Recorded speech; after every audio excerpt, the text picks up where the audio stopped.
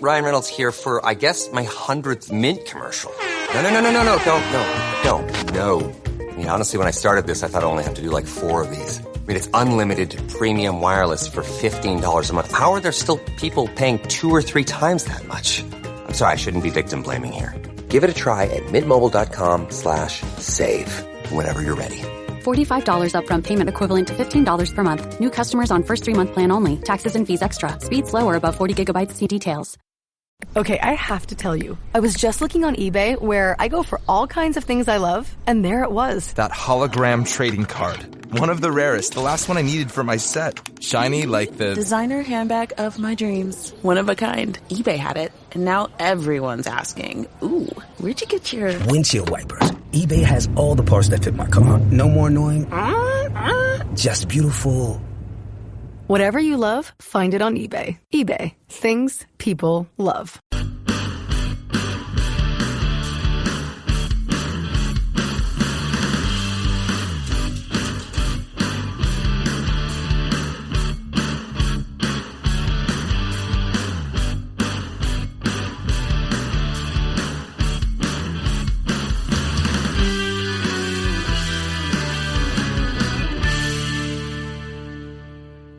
All right. Welcome back. It's Fit Nation. All right, let's welcome to the show retired General Stanley McChrystal, CEO of the McChrystal Group, an outstanding leader of the military for over 4 decades of service, through 4 decades of service, not 40 years, but through 4 decades from 1976 until about 2010-ish. Then he started the McChrystal Group in 2011. He's done great things with them. And, of course, for those he served with in the military. Thanks for coming on and welcome to the show, Stanley McChrystal. Well, Rich, thanks for having me. And please call me Stan. We're both veterans. Yes, we're both sir. getting older. We're a little wiser now, I guess. I hope. I hope we learned some lessons along the way. So, Stan, would you like to tell us a little bit about yourself, stuff I didn't throw in there, about as far back as you want to go to where we are now? Sure. I came up in an Army family. My father was a soldier and my father's father was a soldier. I have 4 brothers. They were all soldiers. My sister married a soldier. And then when I got married, after I got out of West Point, I married the daughter of a career soldier, a tanker, and her brothers were all soldiers. So it was all an Army family. It was just sort of, you get on the boat and you go down the current, and it was great, but it was that experience. That's awesome. I only had, my dad was in the Army. My grandfather was in World War II in the Army. My brother joined the Navy for some reason. And I always wanted to be in the Army, and that's where I wound up. Yeah, it's funny how that happens. And it worked out very well, but I never considered anything else. I mean, when I was young, I wanted to be my dad because he was my hero. Till the day he died, he was. And then I went to West Point at 17. You're too young to really know what you want to do. So to kind of do that. And I came out in 76 when the Army was struggling quite a bit after Vietnam still. And so I entered an Army that wasn't what I hoped it'd be, but it got better and better through all the years because it sort of repaired itself as we got further from Vietnam. And so it was a great experience. When people ask me about, how did you like your military experience? I had a good time. And there were things I didn't like. There were days when you look at yourself in the mirror and say, what am I doing? Why am I doing this? But there were a lot more days when you just liked it, and you liked being around soldiers of every rank.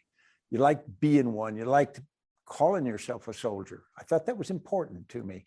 And so it felt like being on a team, almost like being back in high school. Oh, definitely. Yeah. And you had that camaraderie, and the same thing in the locker room in high school you had within your platoon, your company. You had that same kind of brouhaha, I guess I want to call it, without saying the words. A lot of things happen in those platoons, but you got the same give and take with your teams in there, and you learn your family, your new family, while you're in uniform. So you had an amazing career in uniform. You had the chance to lead soldiers at every level, from platoon all the way up to commanding all of troops in Afghanistan. What are some things you learned along that journey that you still use today? Yeah, I think mostly it's people. I know your story. You're no stranger to Ramadi and Fallujah. And you talk to people sometimes about how terrible something was. But when I talked to people who were there at the same time, I said, would you go back? And they usually go, in a heartbeat. Yes. And I said, why would you do that? Because I feel the same way. But it's not because it was a good time that the war was a great thing, but you were with people you trusted. You felt like you were doing something important for them. And so it's that sense that at the end of the day, it's all about people. And I got out of the service in 2010, and I spent my whole life in uniform or as a child of a soldier. And so to me, the civilian world was a completely unknown entity. And I sort of waltz out in there with no idea what's there, not much prep and no plan. And what I found was it's all about people. It's the same darn thing. You know, it's how you work with people, how you take care of people, the relationships that you build, and the good organizations that I see now, and hopefully that we've built here in my firm, it's about people. And so you just keep reminding yourself that. Definitely. To human capital, I think a lot of people don't understand the investment that human capital can pay, how much dividends those pay in the long run, other than just investing in a stock. You're investing in a human that actually has something to give back to you. Yeah, you know, we used to talk about the first Gulf War. You know, Saddam Hussein had his army and we beat it. And a lot of people said we had this superior technology, which was true. But I've also told people we could have switched equipment 2 weeks before the operation and we'd have still had no trouble because the strength of our people at that point and the culture was really good. And I think that's true in most instances. Definitely was. And I agree with you there. It didn't matter what tool we had in the soldier's hand. We still would have won that battle because of the men and women that were on the ground at that time. Absolutely. So as you were a young leader in the military, I'm sure you had an NCO that would tell you, sir, what are you thinking? Why would you do that? And so what, if any, mistakes did you make early on as a young leader in the military that shaped the way you led the rest of your career and how you operate now in the McChrystal Group? It's funny. I probably made them all, but I can describe a couple. I had my first platoon sergeant was not an old guy, but he was older than me. And he was not very charismatic. And I took this platoon, and there were a bunch of people in the platoon who didn't like him.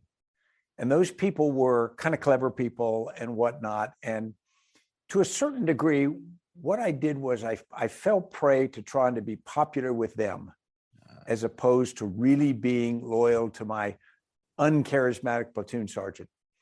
And what happened is over a series of months, he failed. And he failed not because he's a bad guy, but he failed, I think, in part because I didn't support him well enough. And, you know, for the rest of my career, I realized that you're going to be in those cases where people try to create fissures between leaders in an organization. And you can fall prey to trying to be accepted by one group and ultimately do something that's not as good. And then another thing is I fell prey to initially stereotypes.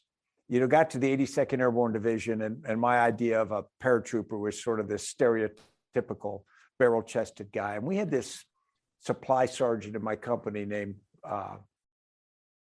Davis, Sergeant First Class Davis.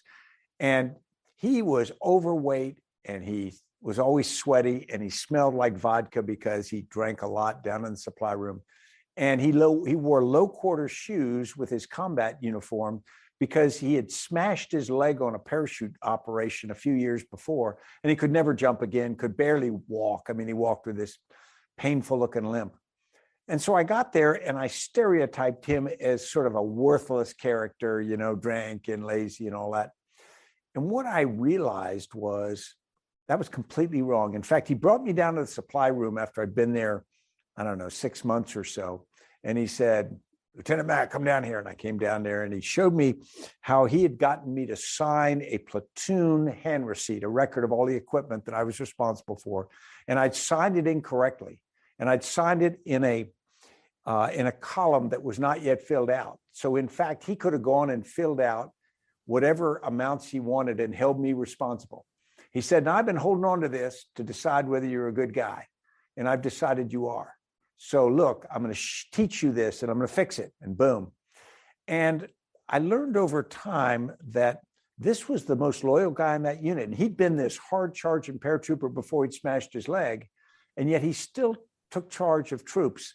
And yet the senior leadership in the battalion didn't treat him well. In his last 6 weeks in the Army, he asked if he could go to heating and air conditioning school, one of these transition courses, 6 weeks after more than 20 years. And the leadership said, no, we have an inspector general inspection coming up. Well, you know, which those things come and go. They don't really matter.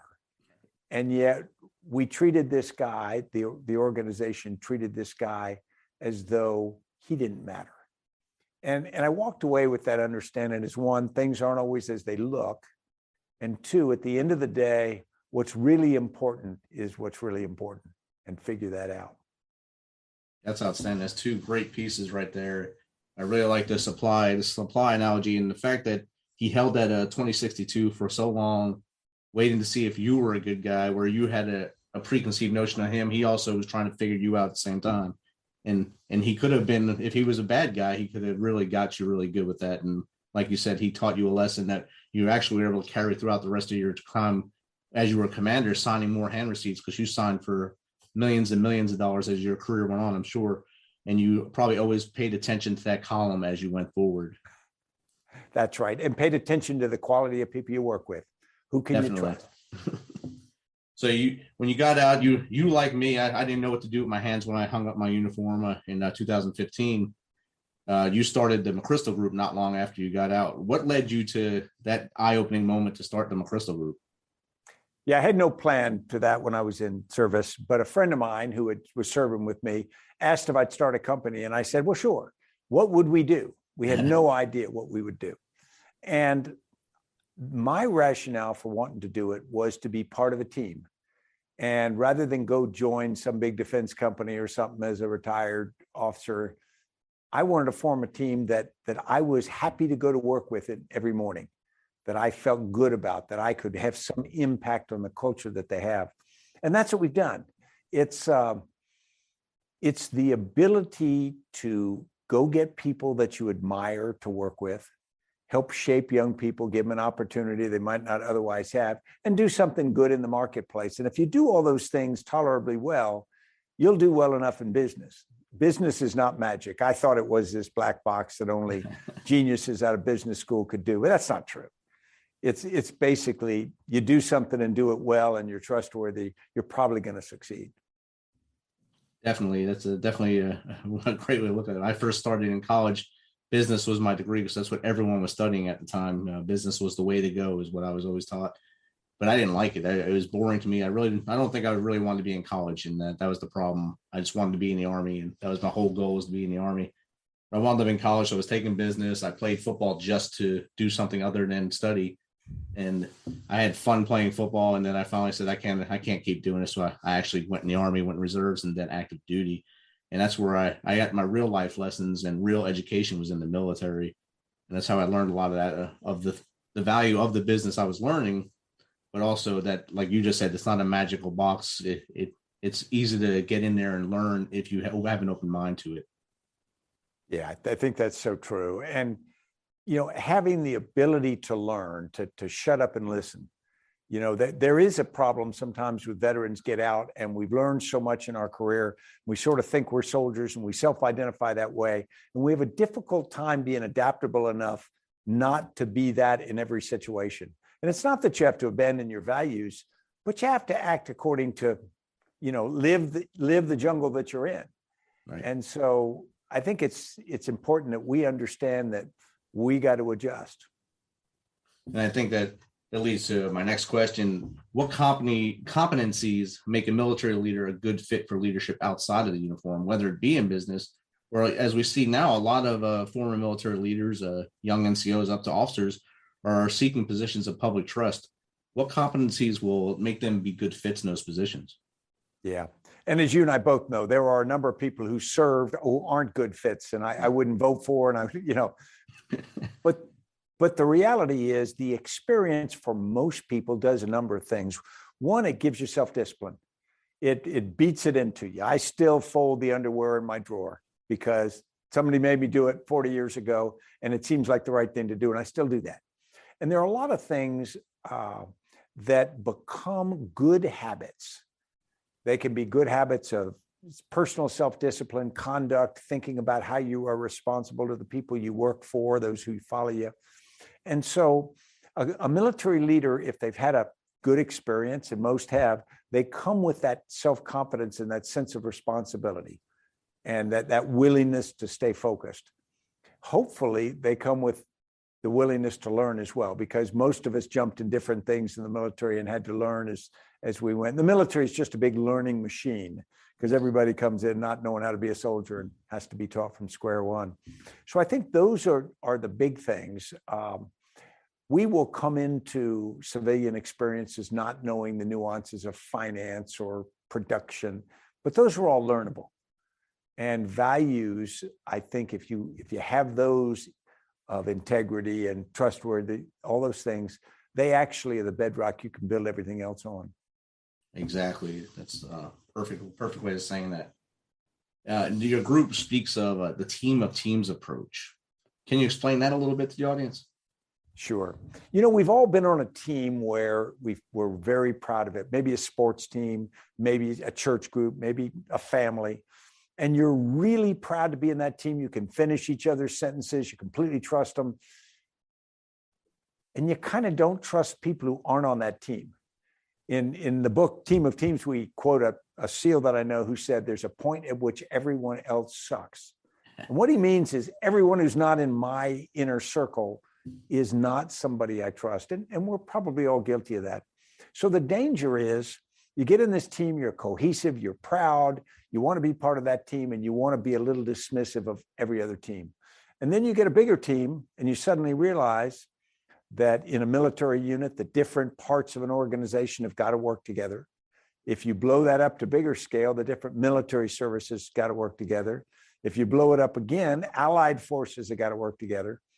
And yet, if you hang so much on your tribalism, the fact that I am a whatever I call myself in my tribe in the military, that makes it hard. You're siloed and you have these artificial walls which grow up and are really powerful. And I don't know how many times I've seen organizations not be able to work together. I saw it in the military, in the government, in NATO, and then in civilian business, same way. HR doesn't like marketing.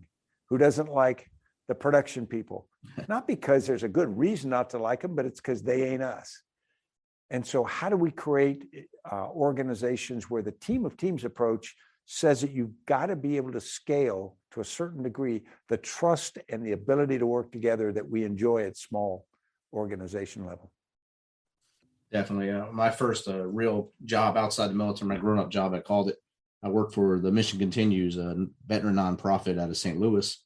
And just like you were saying, the marketing, HR, no one liked each other because we didn't know what each other did. And we were mentoring veterans. They were trying to, of course, the finance people were in charge of fundraising and as well as paying the bills and such. So they did their little area. They were like their little foxhole. We were in our foxhole. And it started to feel like it was a game against each other, even though we were all on the same team. And it just wasn't a really good feeling. So when I left there, I was able to breathe easy as I left there to go to another organization. And I'm sure a lot of people have that same feeling going through things like that in the corporate or nonprofit world. Yeah. And it's interesting. I went out and spoke at one of your galas one year in St. Louis, and extraordinary organization. But even the best organizations, there's a tendency to break into these small groups where your most trusted comrades are, and it can make it much harder to get the big job done. Right. And I never thought I'd see it, but I've seen it from the inside out, and I guess I learned valuable lessons. That's my first lessons in the real world, I guess, after wearing the uniform for so long. That was my first lessons moving into my new job with my eyes a little wider open and ears open to listen to everyone's ideas and beliefs and try to bring them all together. What do you tell young people now, people who haven't had that life journey? If they're 18, how do you explain this to them? You got to try to tell them not to put walls up around you or your team, like we spoke, your tribe. You have to be open to letting new ideas in. If you don't let those new ideas in, you're just going to keep going down that same path, that same aperture, straight towards that wall. And at one point, you're going to crash into the wall. I believe that as a young person coming out of high school, 17, 18 years old, their eyes are wide open at that point, but they also like to go for comfort. Like most people in America do, they go for that comfort zone and try to stay focused in that comfort area. You got to go outside that little realm of comfort and learn what others are doing and see how that can be incorporated into your overall goal to move forward. And I think that's the best way to move. Yeah. Do you find this generation, young people, different from ours? Or I'm from one, you're from another, and then there's another one here now. Well, my daughter's in this new generation. She's 26 now, and sometimes I'm speaking to her and I don't know what we're talking about, but it's like a different language, but I think they have the same aspirations, same dreams, but a different approach to it. Whereas like our parents would look at us the same way. What are you thinking? Why would you try that when I told you this is the way to do it? But if we don't keep trying to change things as we move forward, yeah, there's game plans on what works, but you still have to try different things to try to make things work better. And I think that's what we keep seeing with each generation. Do you find as you get older, your first reflexive action is to be averse to change? I'm not so adverse to change. I see a lot of my peers are. I try to absorb what the change is and see what I can do within that change.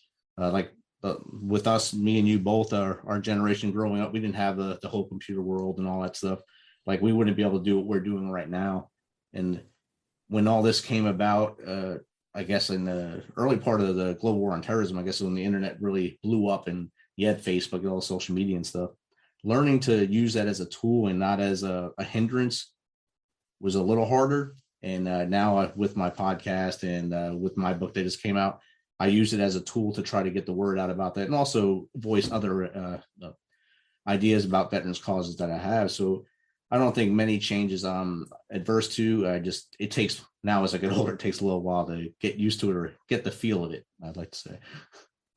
Yeah. Well, one of the things I see is things as tragic as veteran suicide, but also just veteran issues, because you come out of a cohesive organization, then you're spread back out across the United States in small towns and all, and you can feel pretty alone. And the ability to leverage this kind of technology to reduce that is pretty powerful. Yeah, I'm thankful for that part of this tool. Like you said, there's some of our buddies that they really went home to a place like in Northern Iowa or North Dakota, where there's not much there. And this is their only link to the outside world, really. So if you can get them on a Zoom call or just a chat, hey, are you doing all right, dude? Yeah, all right. Let's keep in touch so that we don't wind up in that darkness or that spiral. Yeah, I used to think about people would go home and I'd go home and I had my family and I have one son and my wife. And so it was great every time I went home. But I used to write letters to the families of the fallen when I was commanding in Afghanistan and before. And I remember several times in Afghanistan, I wrote letters to two different parents at different locations because they were both of them in prison. Oh, wow. And then I thought about that service member was dead, but had they not been, imagine your homecoming and you go home to a situation that hard. Yeah, it's just a very cold and empty welcome home, really. And yeah, wow, yeah, that'd be a horrible way to come home with the relief that you made it home, and then really have nothing to be joyous about.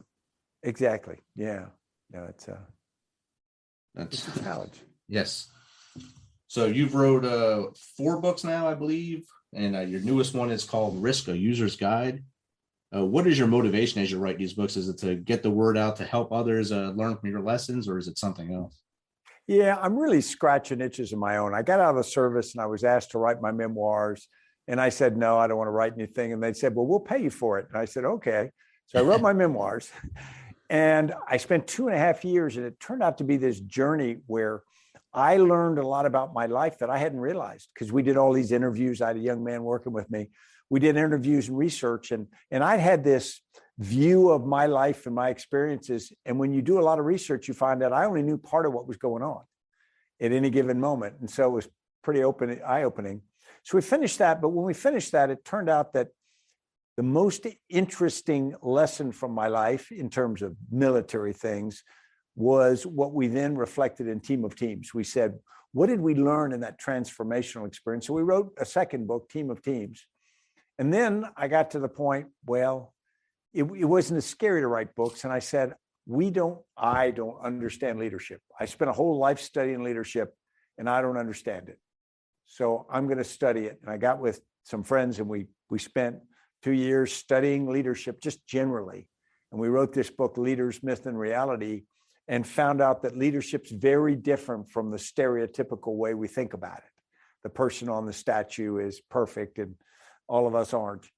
And so we came away with a very different view of that and very, for me, instructive. And then this last one, risk, it was because I'd been taught risk in the military. We had matrices and you remember how to deal with it.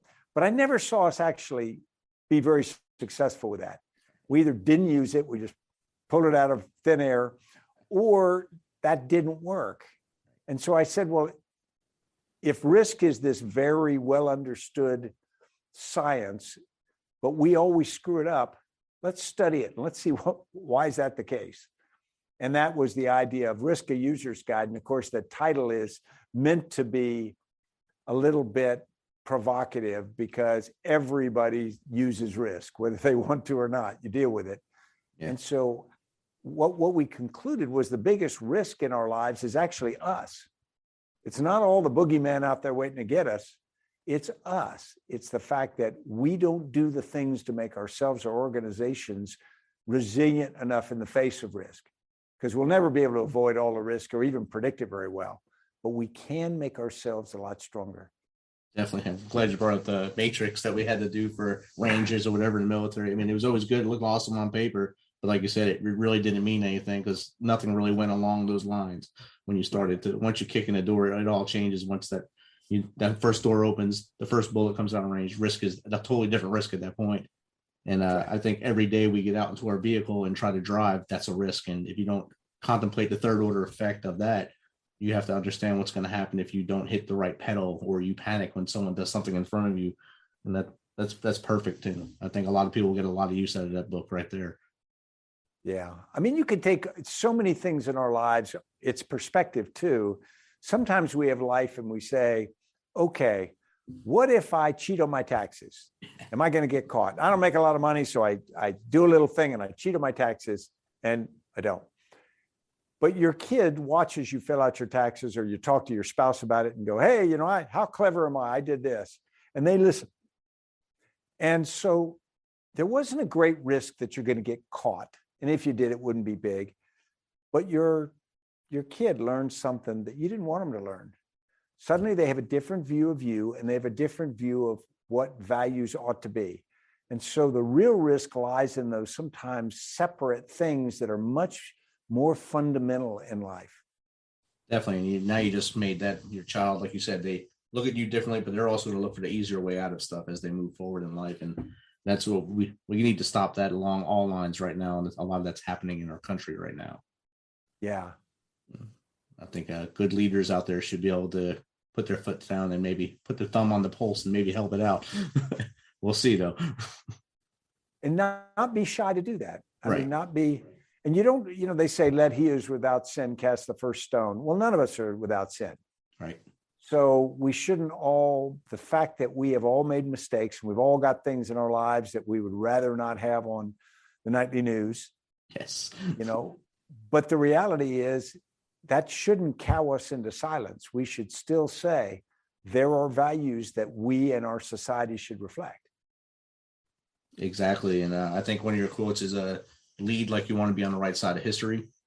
You got to make those decisions so you're not on the nightly news for the wrong reason. You're on the nightly news for the correct reason, and you're doing the right things and pushing the next generation to greatness.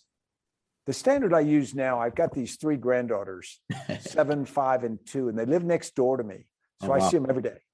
And I think about whatever they hear or read about me later, I want them to be proud of that. I don't want them to ever have to go, wow, granddaddy was really not such a good guy after all. Now, people will write bad things about me, but the bad things, I don't want them to be true.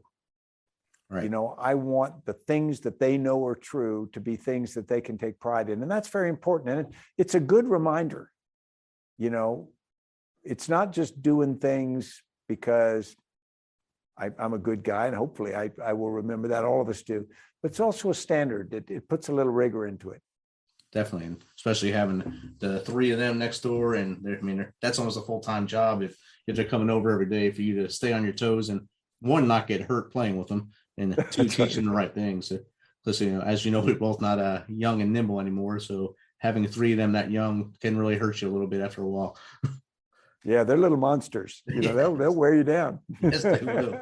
And that time's good with them. So if you can give advice to that young lieutenant coming out or that young man coming into business, what would you give them right now?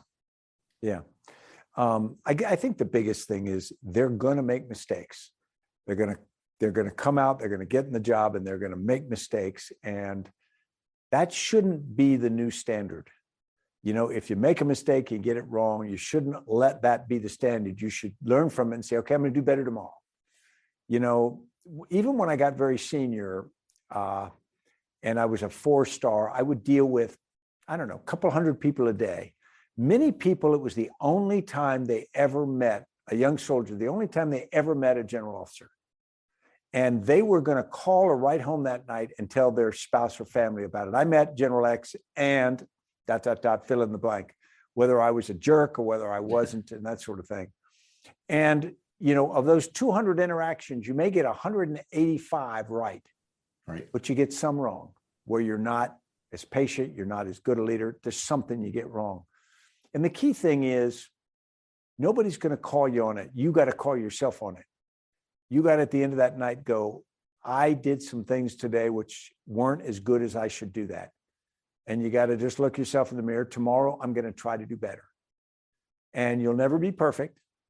But the day you start saying, well, you know, if I'm good most of the time, that's fine. And you allow that standard, you stop making yourself the person that you really ought to be. That's 100% correct right there. Thanks for sharing that. And again, thanks for taking your time to come on the Misfit Nation, Stan. And how does someone get in contact with you to maybe just chat with you or have you come talk to their corporation? Absolutely. The easiest way is through my company, McChrystalGroup.com. Go right on our website. They can get right to me. They can get to our company. I can do all of that kinds of things. And Rich, thanks so much for all you've done, but also for having me on today. No problem. Thank you. And have a good night. Take care.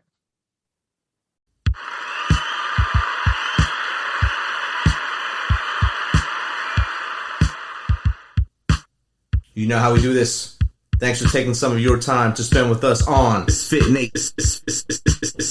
Nation. Be sure to hit that subscribe button and share the link as much as possible. If you want to, please become a supporter to help us carry this thing on. We appreciate you. If you know someone that brings that energy, has a great story, is an up-and-comer in the industry of music, in the arts, have them reach out to us on themisfitnation.com. We will get back to them within one day and get them on here so they can share their story with the world. As always, till next time, be humble, stay hungry, and keep hustling, because we are Fit Nation.